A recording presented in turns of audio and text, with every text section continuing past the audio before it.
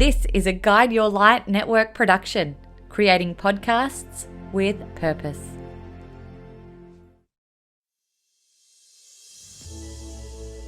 Hello, I'm Maritza Barone. Welcome to the Things You Can't Unhear podcast.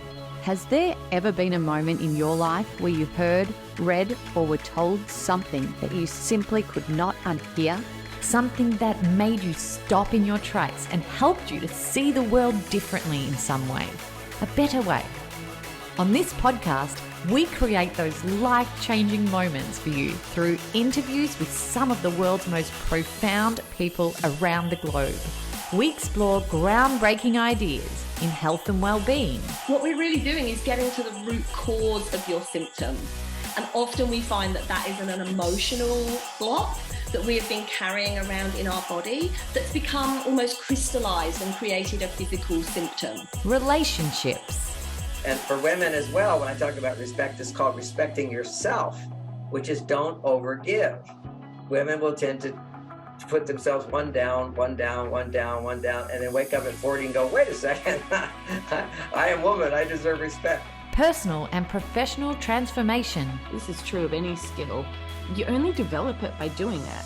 And so, if you don't get out there and just start doing it and being a bit rough around the edges at the beginning, you can't work on your craft. And so it can't turn into something.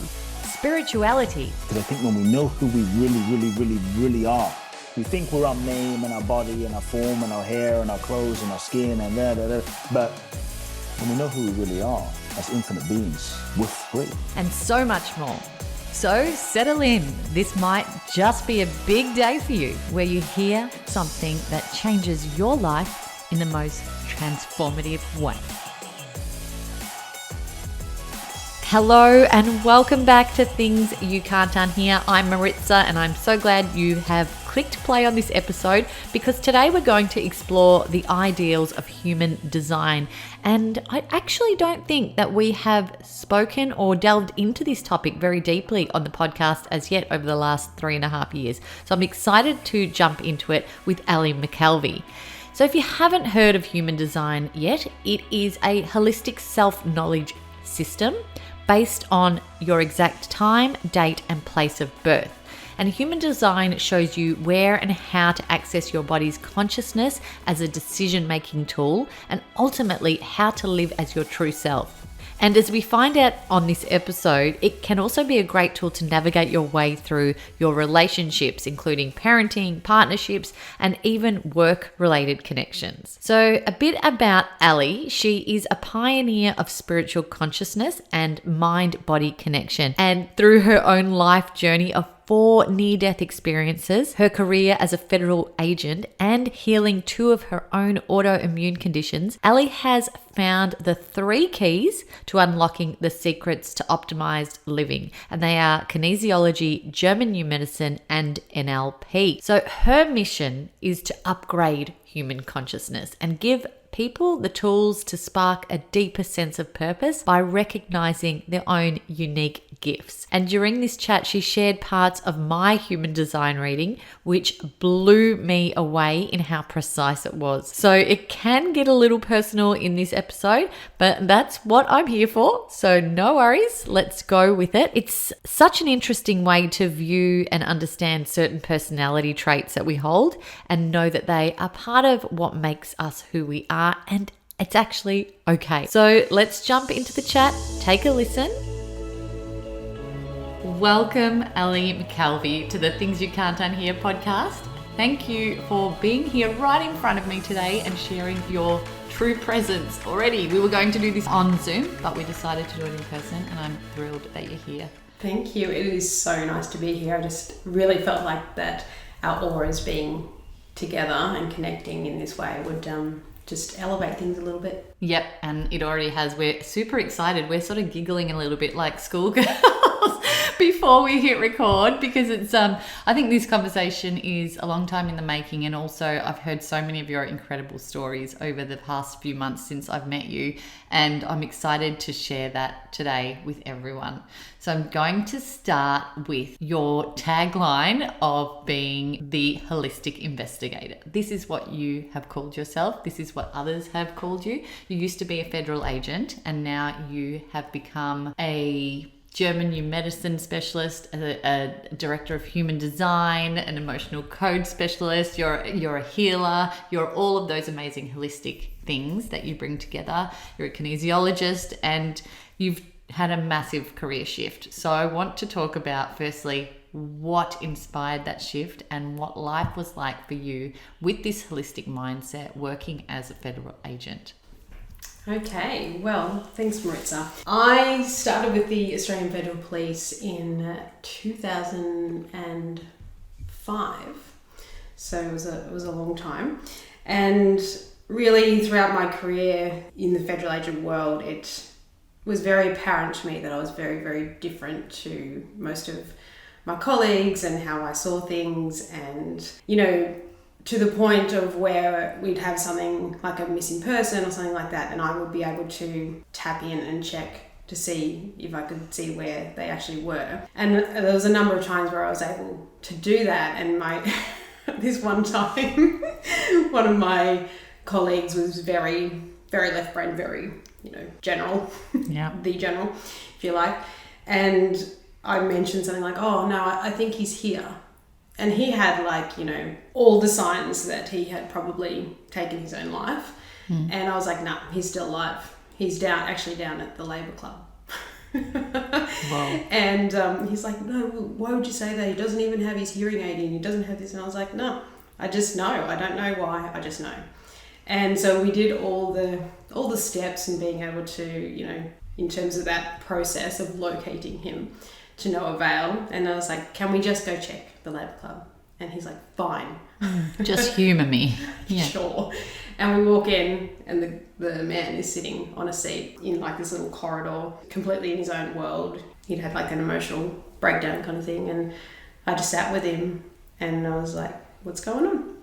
And, and so it was just one of those things that at that point where I was just like, I have this ability. I know that I've always had this ability. I had it when I was young. It was very much suppressed in me because of my Catholic upbringing, because, that's not how my parents thought about things. And so my nickname in the cops was Gypsy, and that was pretty apparent as to why that was. Yeah. And then I just, I guess in the end, I ended up resigning from a severe physical injury that I did during a training accident. But it was the biggest blessing in disguise for me to be able to go, okay, no, this obviously the universe is pushing me in another direction. It's time to listen, because it really was just a great experience. And when we talk about human design, I'm a 3-5, so it was all about, being able to experience and learn through experience. And obviously I did a lot of that from things that I've seen and done within that time in the AFP. So yeah, that change was needed, and it was actually 1 week. I resigned 1 week prior to the start of when COVID started, so I was pretty happy to pretty in tune, I'm thinking, as well. I did. Yeah. Did you feel like you didn't fit in when you were there and working in there? Total fish out of water. And I'm the kind of person who has always kind of just, spoken my mind and my truth and things like that, regardless of how people may take it. And there were people that loved me for that, and there were people that really didn't. But in saying that, I think that there was that you could see that element where, for want of a better word, jealousy, because they could see that there is more to this, and you can actually tap into these powers that we have, and to be able to use it in a way to communicate with people, especially when you're going to mental health jobs, or, I've been to some, you're talking about things you can't unhear. Mine is the things you can't unsee, the things that you see as a police officer is something that most people never endure in their entire life, and you see it on a daily basis. So you have to get a bit of a thick skin, I'm assuming. We had, I talk about this a lot because she was so impactful on the podcast, and still it's Debbie Malone, who's a forensic psychic medium, and she was on the podcast a few years back, and she also solved many unsolved missing person cases. She solved the backpacker murders. So she's hired by police quietly to help solve these mystery missing people or murders or cases that perhaps are just impossible to crack. And she says she does get employed by police, but it's sort of on the down low and it doesn't get promoted very much because it's obviously seen as a bit woo-woo or questioned by a lot of those people that you work, like those types of people that you worked with. But obviously, if it's helping and if there's no one's being harmed in the process of using these modalities and these gifts that people have. So what's the problem? Why do we question this? Exactly right. I think it's a case of that old paradigm, that old collective of how authority is seen, not wanting to step outside that because that's their safe zone, right? That's what they know. They kind of like just keep these processes going.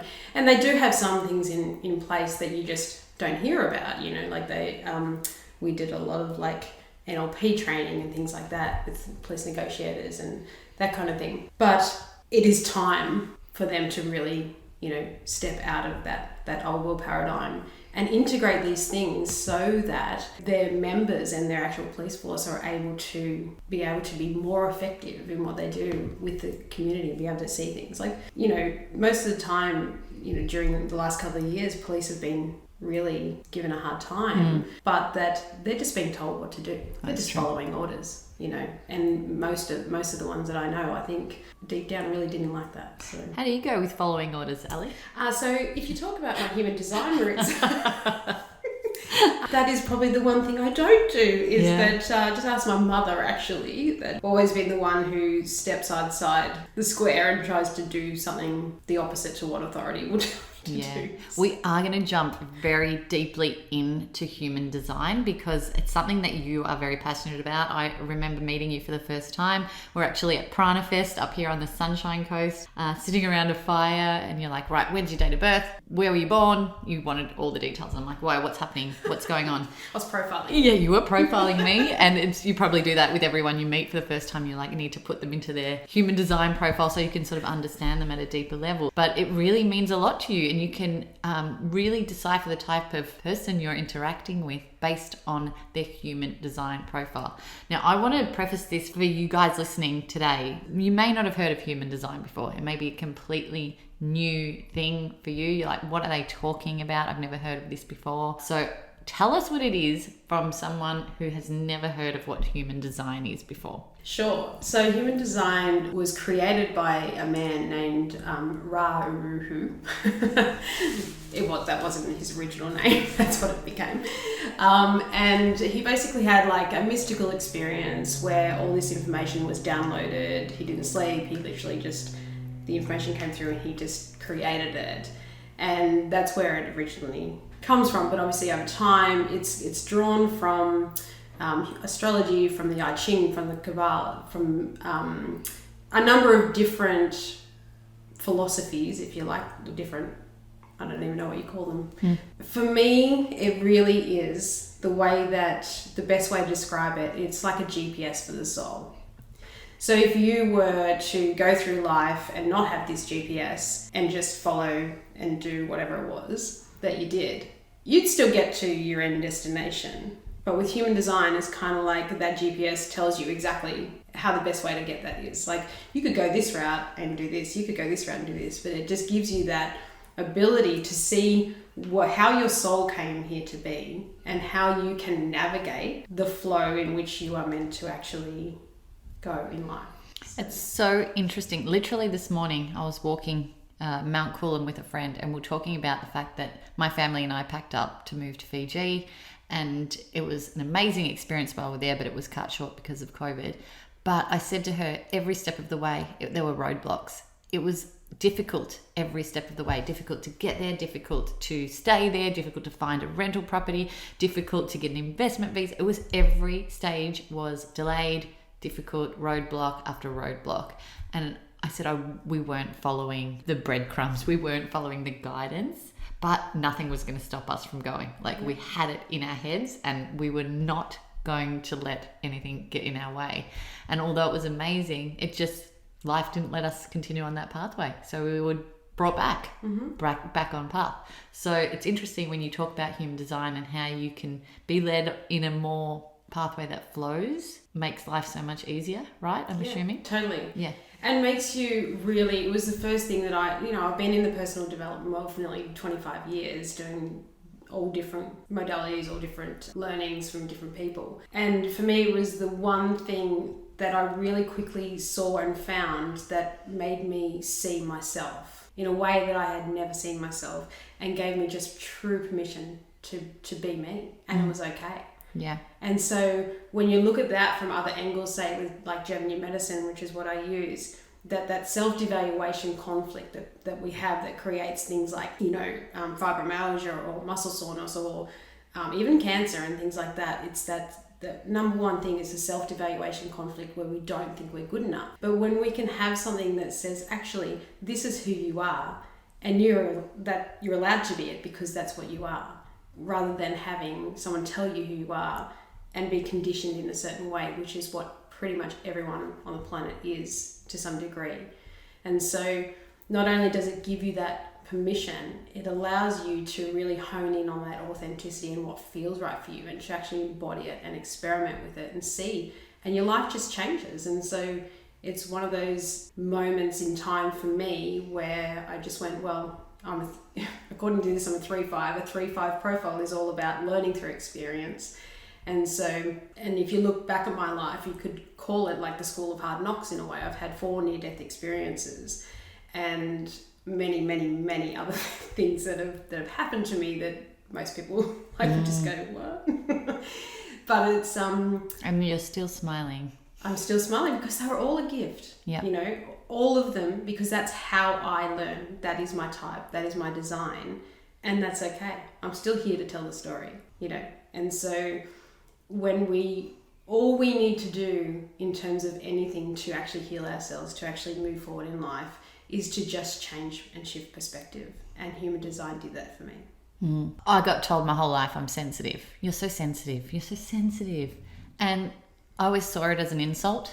But I suppose if it's on the profile, like you said, you're allowed. It's okay to be these things. They don't need to be seen as a negative. It's part of your profile. It helps you to sort of let go of those judgments and perceptions that other people have of you that you've now perceived about yourself as being a negative, when it's actually not. It's just who you are. It doesn't have to be a negative. 100%. Yeah. And for me, it's like that nothing is negative or positive. It just is. Yeah. And that it's just our perception of how we see it. And that can change in an instant just by looking at it differently. Yeah. So for you, in your profile, you're an emotional authority in your human design. And so you're an emotional generator. Okay, so the emotional authority just means that you really feel things on an emotional level and you ride the emotional wave your whole life, from when you were born to the day you die. You will ride the emotional wave. And for people who are not an emotional authority, so emotional authority makes up about 50% of the population. So at least half of the people have that emotional authority. So half of you listening out there right now are emotional authorities. The interesting part of why when people say to you, oh, you're so sensitive, you're so emotional, whatever it is that someone who doesn't have their emotional center defined, so activated, or that they don't have consistent energy in that center, they feel what an emotional authority feels more than double, and they amplify it back. Right. So say your husband Charlie, he's a sacral generator, and so he does not have an emotional authority. So from his perspective, when you're riding your emotional wave, he feels double what you're feeling. And so he will throw that back at you and be like, whoa, what is going on here? Yeah. And you're like, what? Yeah. And sum that up about right. And so it's a case when you're talking about relationships, if once you can understand the other. So I'm what's called a self-directed projector, or a self-projected projector, but I like to say self-directed because it comes about my own direction from my G center. So my identity center that sits around my thymus area actually. So for me, I just really now when I can, without the conditioning, I can just listen to what my soul says. I don't have any of those filters. So for me, sitting with you as an emotional authority, if you're in a great mood, which you are today, thank God. Yeah. Hallelujah. These chats. I did muscle test. Yeah. As to the date. So, but that, you know, when you feel happy, I feel amazing in your presence because I'm feeling what you're feeling. It's not always in what we call the negative. But people tend to, like, you know, the brain is wired to that negative thought for survival.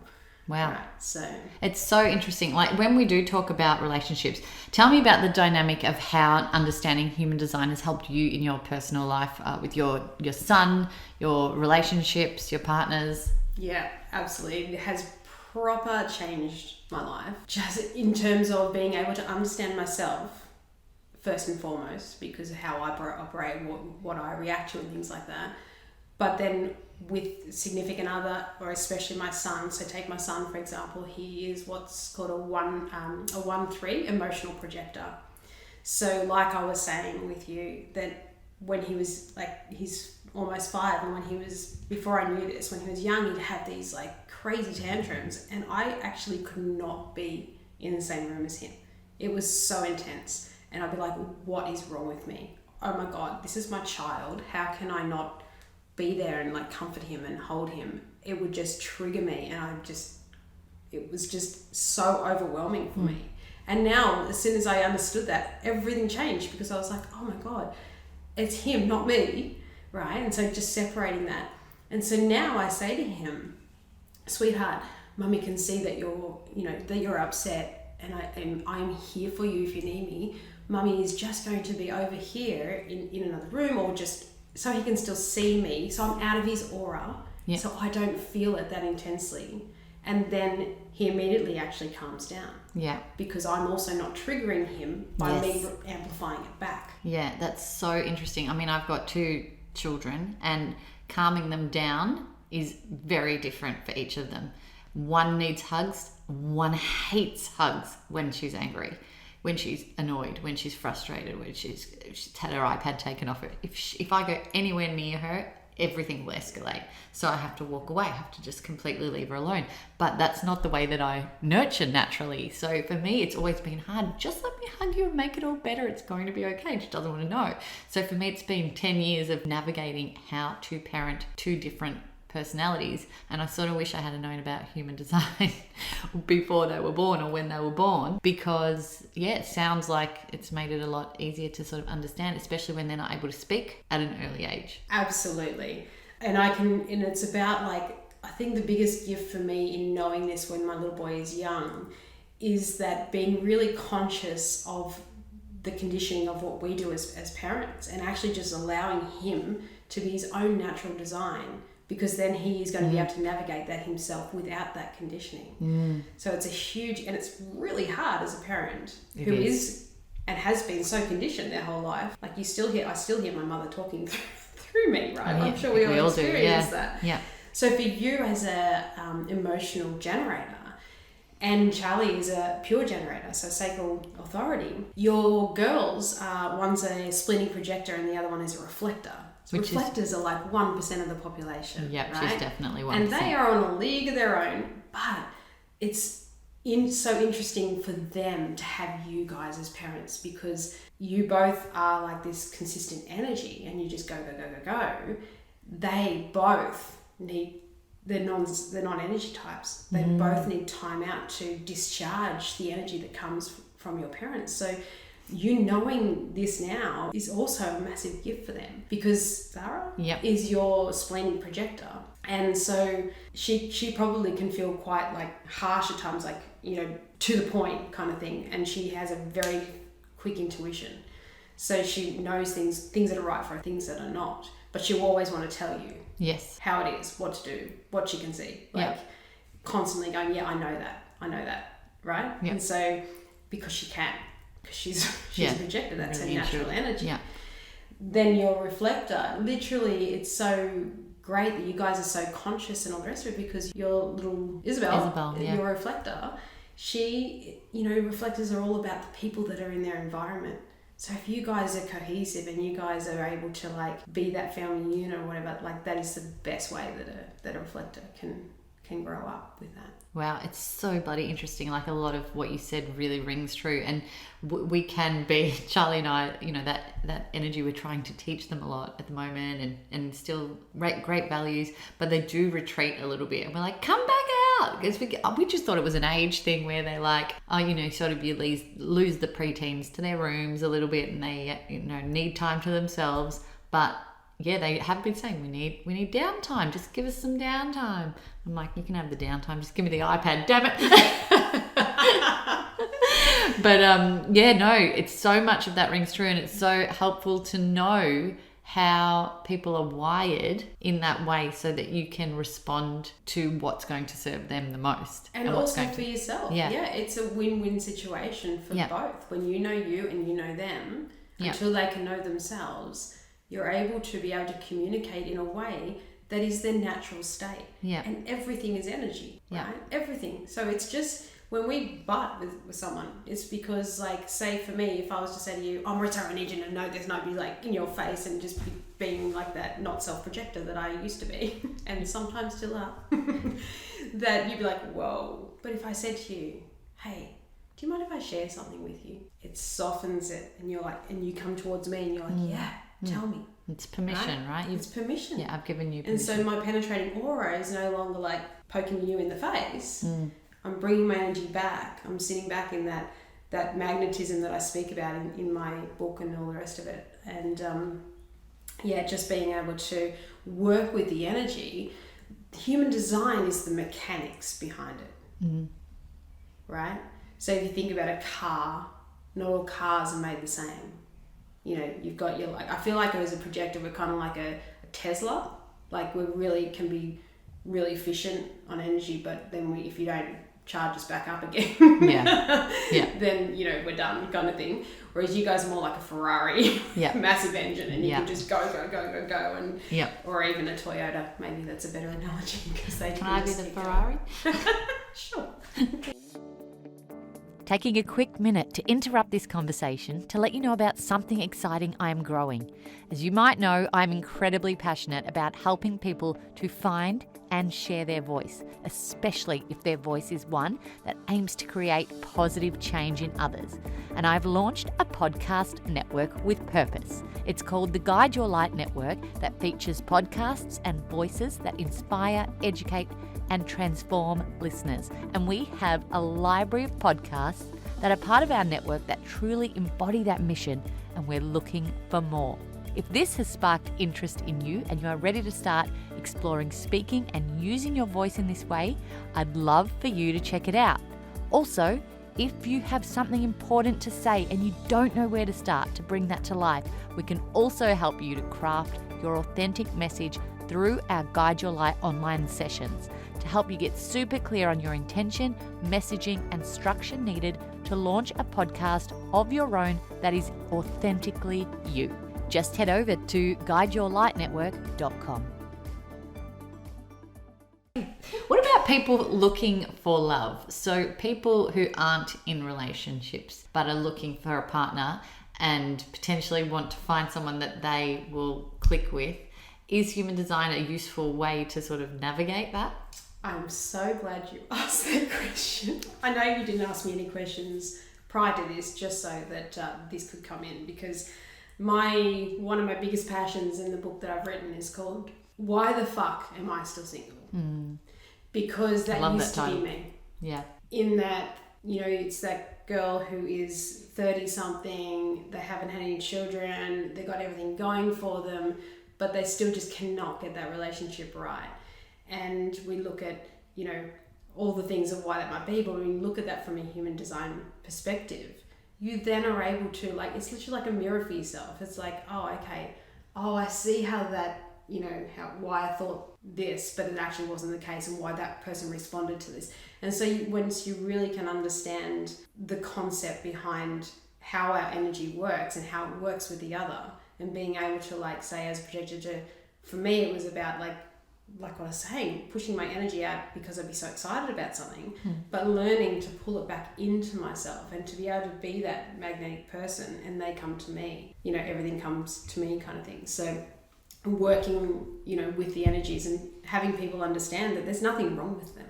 Yeah. There's nothing wrong with them. They just haven't been able to like understand it from the viewpoint that they need to understand it. So can you go around asking people what human design profile they I have? do. I thought you might. Well, I've got a few things in the pipework that's really going to help people with that. So Yeah. I'm super excited about bringing that into the world. Oh, I can't wait to hear. So tell us what the profiles are. Can you break them down for us and how many there are? Okay, so The human design I profiles. won't go into the full detail, I'll go into the overview of Yes. what it is. So you have technically 4 energy types, but there's 5 because there's a manifesting generator, which is a generator. It's a So merge, yeah. you have a manifestor, a manifesting generator, a projector, and a reflector.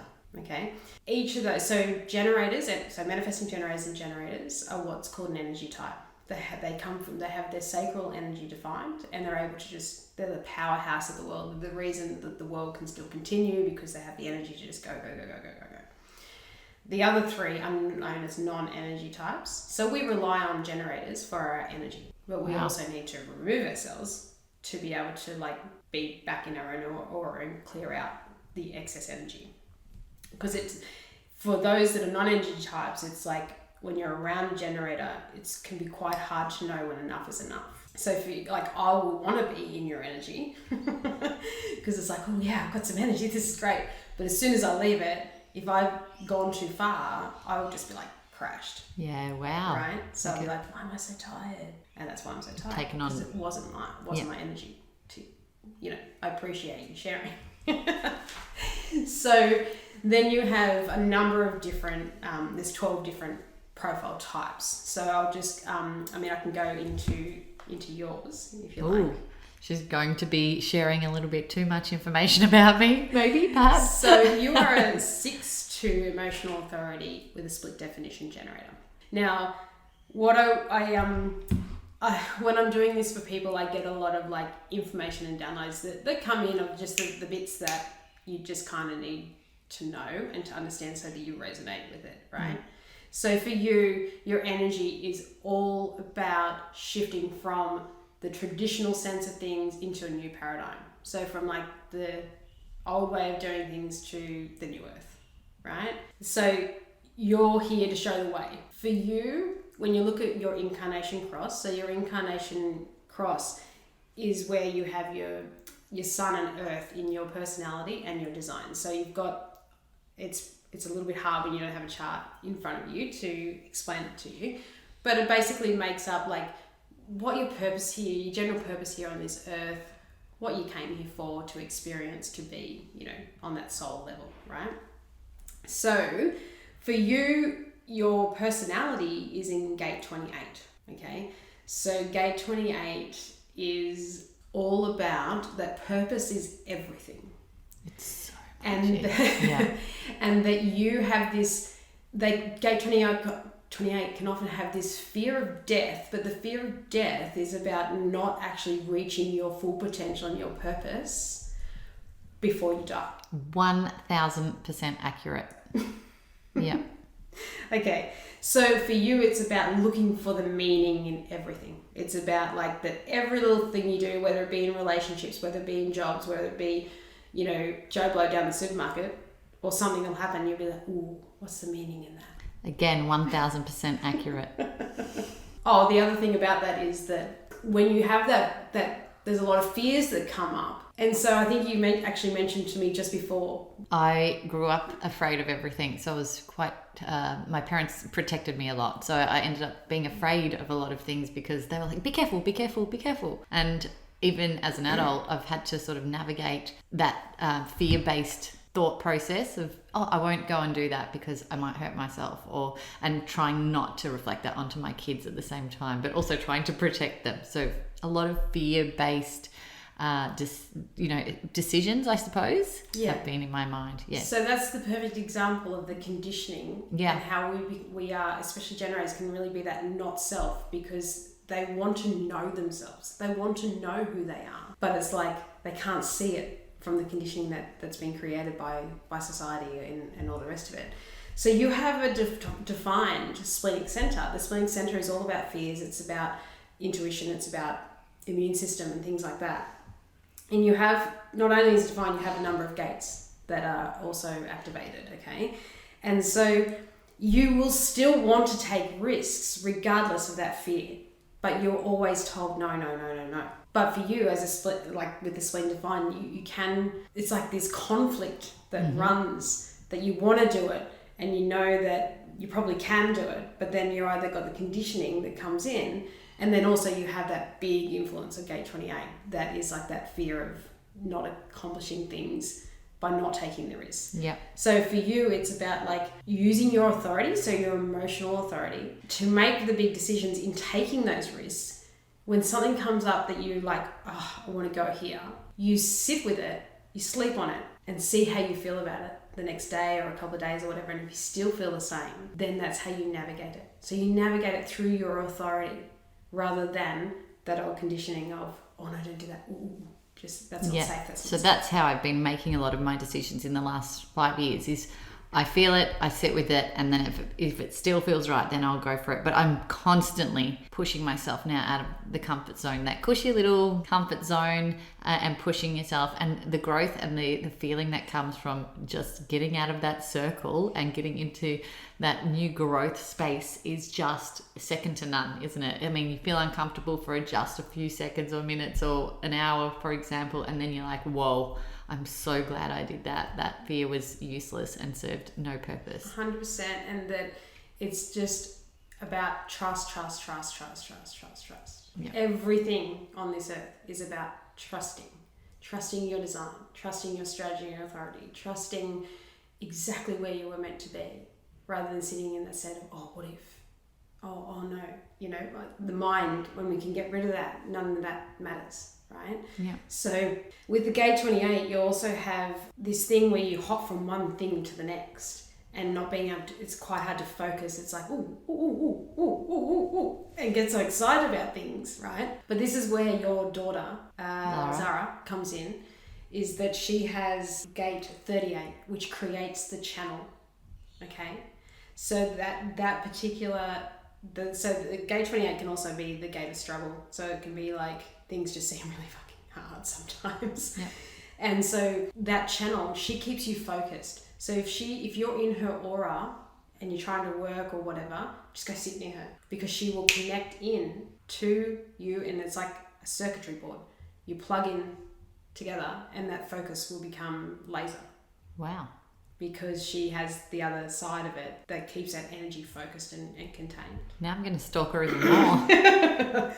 So the other thing with gate 28 in your personality is that you can, they sometimes can succumb to addictions. So like whether that be, you know, food, or whether it be gambling, or, you know, like it can be a number of different things, because it's the gate of the game player. It's wanting to take those risks. It can be like an adrenaline thing. And because you have an undefined root center where the adrenaline energy lies, that can really affect your adrenals, your cortisol level and things like that. So there is something that came in for you when I was looking at it, and I don't know if this resonates or not, but it was teach or share from your scars, not from your wounds. Wow, that is beautiful. That's so, as an emotional authority, you wait until the wound has healed. And then that's when you have the wisdom and the insight to be able to share. I truly love that. Yeah. That's really powerful. Yeah, it was something that was like, she needs to hear this. Yeah, I want to reflect on that. Yeah, pardon the pun. But yeah, I really want to reflect on that and see if that's something that I've actually done. And I feel like it is. I feel like it's sort of, once I've come through the other end of something, then I feel like that's the point where I can begin to share and teach and help other people with those experiences. 100%. Yeah. So, you know, once again, you already have that intuition, that feeling. It's about trusting that and just going, oh, okay, yeah, cool. There is no hurry. So with the undefined root, you will always feel like you're either in a hurry to get things done or you don't know when to hurry. There's one or the other. Like, hey, I have the same. Yeah. I'm laughing because it's so accurate. Yeah. So really is like with my German New Medicine side of things, I am able to see when I look at someone's chart what their susceptibilities are. So where the weaknesses lie in terms of health. Yeah. And so each center, so with you having an open root center, it's that adrenal energy and really watching that you don't burn that out through that need to get things done, but you don't. Yeah. It's just trusting. That's all it is. I've gotten a lot better at that over time. And I think, we need these constant reminders that that's okay, and to trust and to lean into what's flowing. Every day. We just need to remind ourselves of that, for sure. So there is one other thing for you that might be really fun for you to look at, and that is between October 26 and October 31, the sun is in gate 28. You were 31st of October birthday? I am, yeah. Halloween. Yes. Look out. So this energy, when the sun is in your personality gate, amplifies your true purpose and intentions. So around your birthday, I don't know if you've ever noticed that it'll always be like, oh my God, I need to do this. And oh my God, I'm now like, it's another year and I haven't done this. And, like you can have that energy will really be intensified for you. So now that you have that awareness, know and utilize the energy to your advantage. One other thing about the emotional authority is to know is that for you, there is no truth in the now for you. What do you mean? What I mean by that is that when something comes in and it's like a decision or anything that you need to like act on or even just contemplation, it's like wait and see how you feel about that. If you're in a space of neutrality when that happens and you feel very like neutral and calm or whatever, then usually it's probably okay. It's when you're riding that emotional wave and you can be excited about something and you say yes to it in the moment, there's a good chance that if it's in like a week's time or something like that, you'll be like, oh, why did I say yes to that? Yeah, that happens a lot. So this is such great information to know about yourself. And so if people listening want to find out their own human design makeup, their own human design profile, how do they go about it? Is it someone that they need to see like yourself to get that drawn up and measured? How do we go about it? Yeah, for sure. So I do offer human design readings. I can either do it based on a certain focus or intention in a certain part of your chart.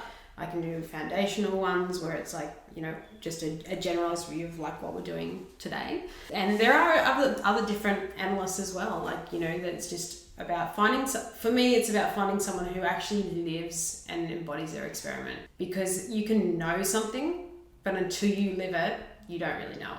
Nothing will change for you if you don't live it, if you don't embody it. And so for me, that's been the biggest change of all.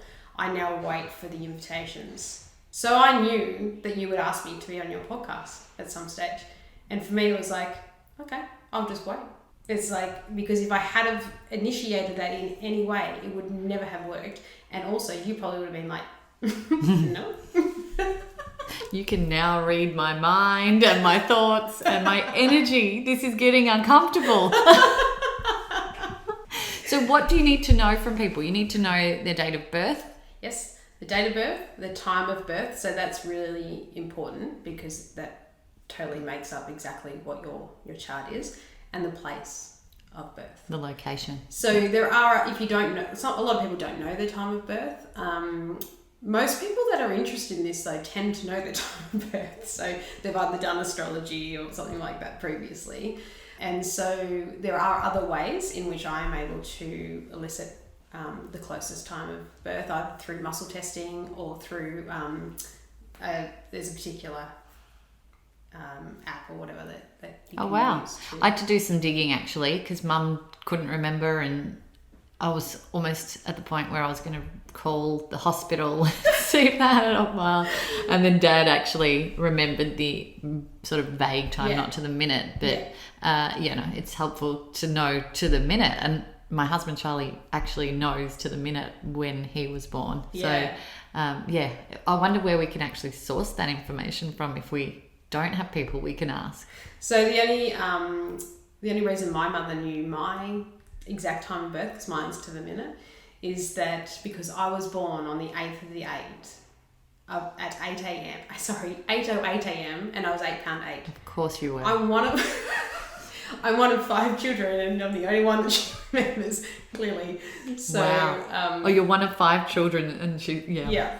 So Wow. the other, she's like, nah, wouldn't have a clue.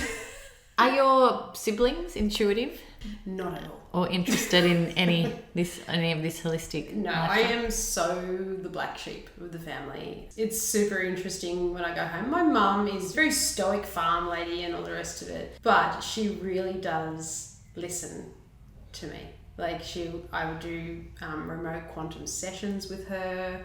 You know, I had everyone sending energy healing to her. She had a heart attack in 2020, and yeah, just like it was beautiful, and she could feel it. And so like it's just a case of just never ever forcing something on someone. When someone's ready, they will come.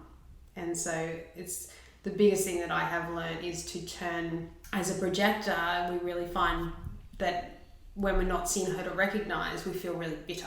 And so for me, it was like realizing that that's why I felt like that, but that all I need to do is just wait for someone to recognize me. And that changed everything. It just, my whole nervous system changed in an instant because of that one piece of knowledge. So for you and your not self, that you know that you're on track and all the rest of it, when you feel satisfaction, and when you feel frustrated, you're in your not self. So there's just like these tiniest little tools, and you don't need to know it all. It's just following that strategy and authority will get you so much further than you ever imagined. I know we can get caught up in so much of what other people are doing and what's happening out there, and you just get sometimes overwhelmed with what's going on, but tying it all back to that sort of pathway that we've been led in and given, and flow. I keep bringing that word back into my life over the last few years, is just trust in flow. Absolutely. And you'll be led in the right direction. And I did have that question. You were talking about, you know, being held back from sharing your voice, and I talk about that a lot on this podcast because I feel like so many people that I engage with have held back for so long from sharing their voice. And so it's interesting to hear that you felt that way for a long time, or even within your own family, but you're sharing it now. Do you feel a huge sense of freedom? It is insane how free I feel now in being able to just be truly me and just speak my truth. I reversed Hashimoto's myself, and I do believe that was a really big part of the journey in being able to heal, because all the energy was just stuck in my throat, and I only have my G center in my throat defined in my chart. So all that energy of wanting to be me and be okay with being me and telling people who I am meant to speak. And I have always known, I've had this feeling since I was a kid, that I would be on a world stage, on a global stage with a lot of people and just speaking as my job. Like a motivational kind of speaker, but in a different sense. And I now understand what that is, and that's where my journey is heading. And just if you had asked me that before I knew my human design, there would still be that element of complete self-doubt that would ever eventuate. And now I'm like, I can see it. It's in the quantum. It's already done. Time is just catching up. And, you know, it's just such a beautiful feeling to be able to sit in that quantum field of trusting and flowing and knowing, you know. Chills. That's beautiful. And I'm so glad I've got some part in being able to help you share what you're doing, how you feel, your message to the world, the way that you heal, the way that you help mend relationships, the way that you bring families together. This is special stuff. This is amazing work that you do. You should be proud and should be able to share it freely out with the world. Absolutely. And we all have our own unique gifts, and that's what's so beautiful about it. And that when we all follow what our unique gifts are, there is room for everyone. There's no competition. We are who we are. No one does it better than ourselves. If you follow what you're here for, right? And then you don't get that feeling of jealousy or like, why do they have it? Or, that feeling that keeps you stuck. Comparison is the thief of joy. 100%. It just makes you, once you understand yourself, you can fully love yourself. That the number one thing that keeps people stuck is they believe there's something wrong with them, whether that be mental illness, physical illness, whatever it is. It's that belief that they think there's something wrong with them, and there never is. There's never anything to fix. People get stuck in the personal development world because they're in the personal development world. They're always trying to fix something. There is nothing to fix, and when you know that about yourself, your whole world will change. I'm going to pause at that bit because I needed to absorb that. I think it's really powerful what you just said, and I love it. And I hope you guys took as much from that last comment as I did. It's beautiful. You're right. I'm reading a book called Letting Go at the moment, and the first few pages is about how people have gone to healer after healer, bought crystals, gone to personal development retreats, it's just this whole 3 pages of what people have done to try and heal themselves or learn about themselves, or that self-improvement journey that people are on. But it gets to a point where you're like, just let it go. And that's exactly what you're talking about. I love it. 100%. Yeah. That is essentially all any of us need to learn. And then the shoulders drop, don't they? Like you instantly feel a sense of calm because you've allowed that to be. Yeah.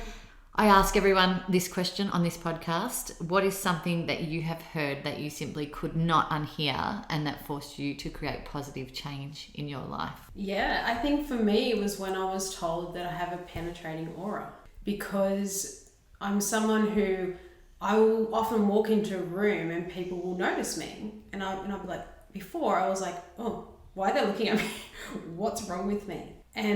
Or I would have the whole thing of where no one would speak to me, and I'd be in a room and be like, what is wrong with me? So whichever side of the coin, I was like, what's wrong with me? And it's all about how I'm projecting my energy.